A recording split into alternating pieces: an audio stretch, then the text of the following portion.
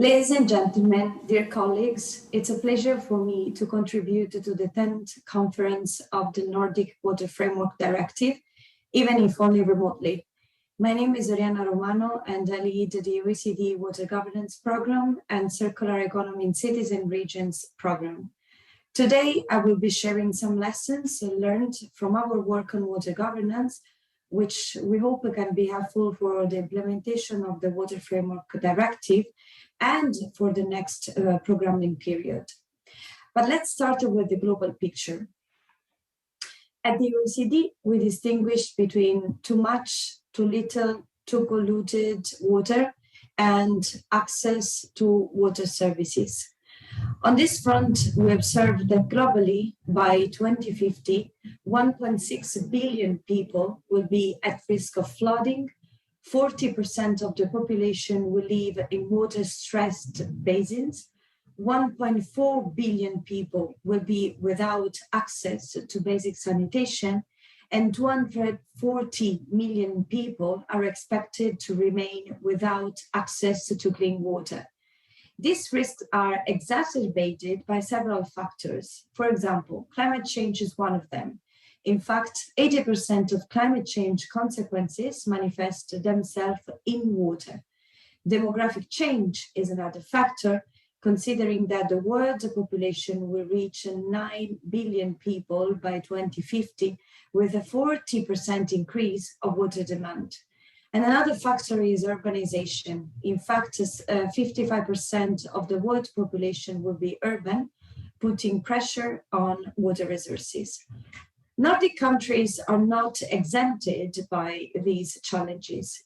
Climate change affects Nordic countries by provoking a substantial increase in the average annual temperature. For example, the average temperature increase in Finland is expected to be up to 2 times larger than the mean for warming globally. Summer heat waves will become longer and more frequent, whereas several cold spells will gradually diminish. And heavy precipitation events will intensify in summer, while the number of days with precipitation will increase in the winter. Moreover, regarding the risk of too polluted water, all Nordics, aside from Iceland, are affected by high levels of nutrient pollution from agriculture. They are also affected by other sources, such as municipal sewage and also urban wastewater treatment. Nordics have a varying ecological status of water bodies that can threaten compliance with the Water Framework Directive. As I mentioned, this is due to rural and urban sources. For example, in Denmark, the impact of nutrient pollution are concentrated in coastal waters, while nutrient pollution is more diffuse in Finland, where some rivers and lakes and most coastal water fail to achieve a good ecological status. Norway's level of nitrogen and phosphorus surpluses are among the highest in the OECD. About 1/3 of Norway's freshwater bodies do not meet the Water Framework Directive criteria for a good ecological status. But beyond agriculture, freshwater ecosystems in the Nordics are also threatened by hydropower production, and this is especially the case in Norway and Sweden. In Norway, other pressures come from municipal sewage and fish farming. Iceland figures as an exception since it's not an agricultural country. No rivers or coastal water bodies are considered at risk of not reaching good chemical status. Only one lake and one groundwater body are considered at risk. Nevertheless, technical solutions exist. The problem is setting the enabling environment to implement them. For example, when we look at the water governance challenges for implementing the Water Framework Directive in the Nordic countries, we can look at a number of governance challenges, such as fragmentation of risk assessment for different types of water-related risks, incoherence across water, urban, and agriculture policies, and also uncertainties in planning for future water availability and demand. Let me be more specific.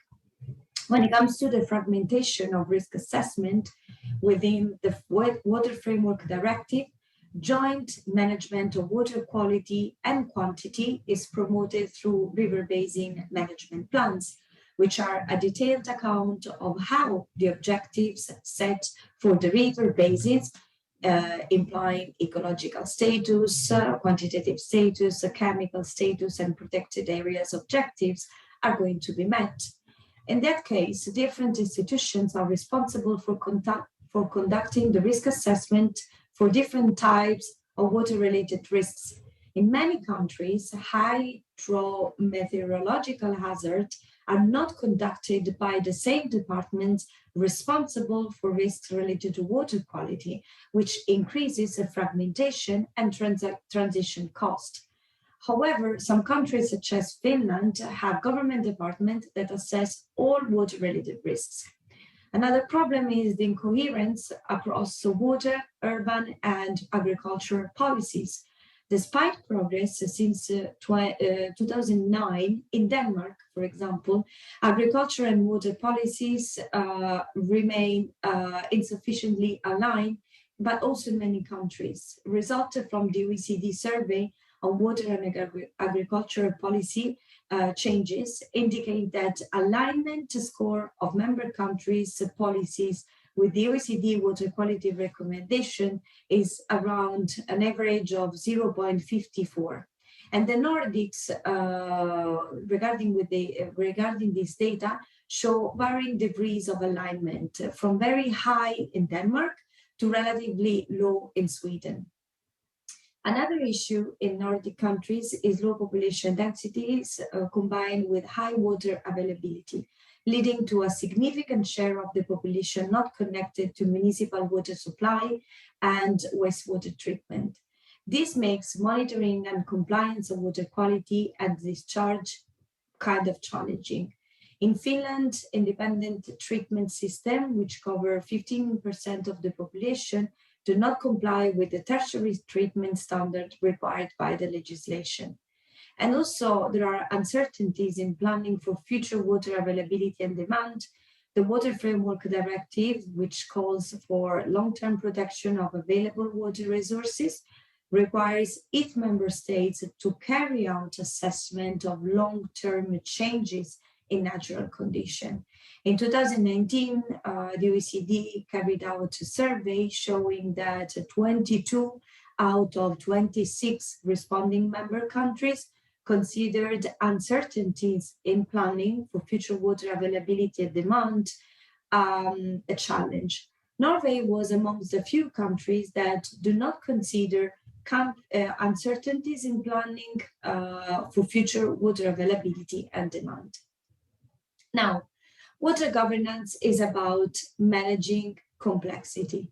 In order to support governments in improving their water governance system as a means to reach adequate levels of water security, the OECD, within a networking platform of 150 members called the OECD Water Governance Initiative, set up the OECD Principles on Water Governance.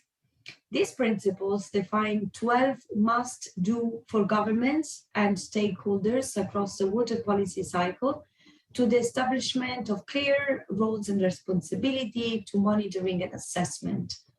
Our work at the OECD shows that no countries have all the conditions right to water governance. And according to the challenges, there is always room for improvement. But some good examples can be found amongst the Nordic countries and in relation to the implementation of the Water Framework Directive.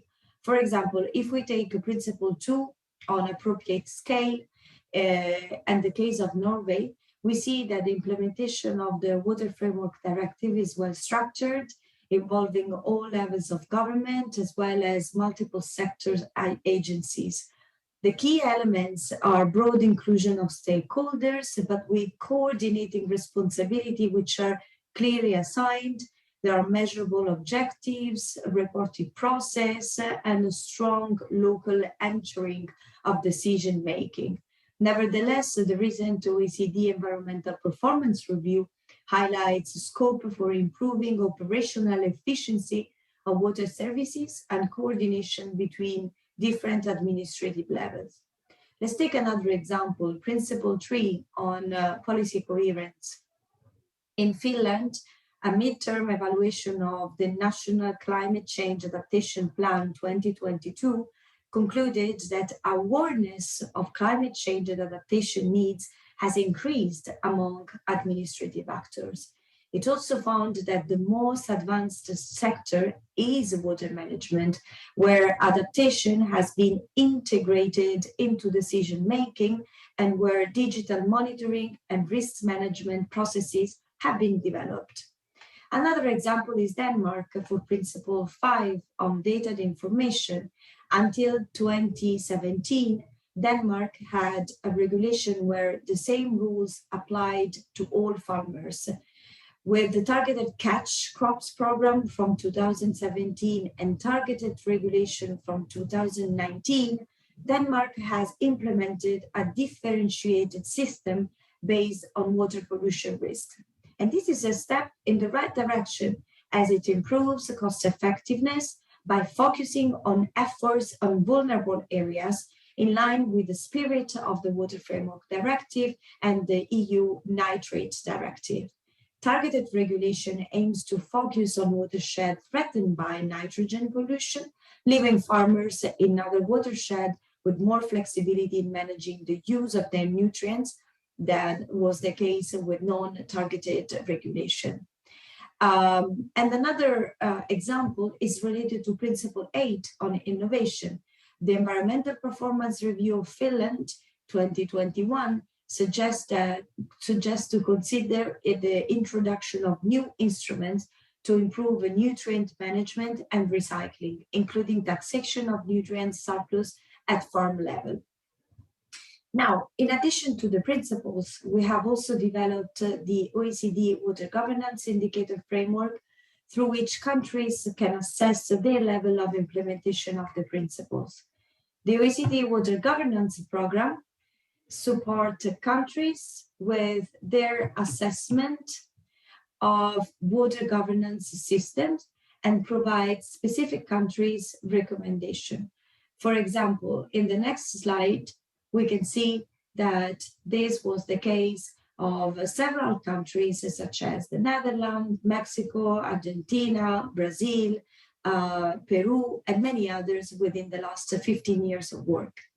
I'm happy to provide further information and invite you to join also the call for contribution that we recently launched in relation to a new project, the OECD Blue Economy in Cities and Regions project, which aims at accompanying countries with the definition of a resilient, circular, and sustainable blue economy. So don't hesitate to reach me.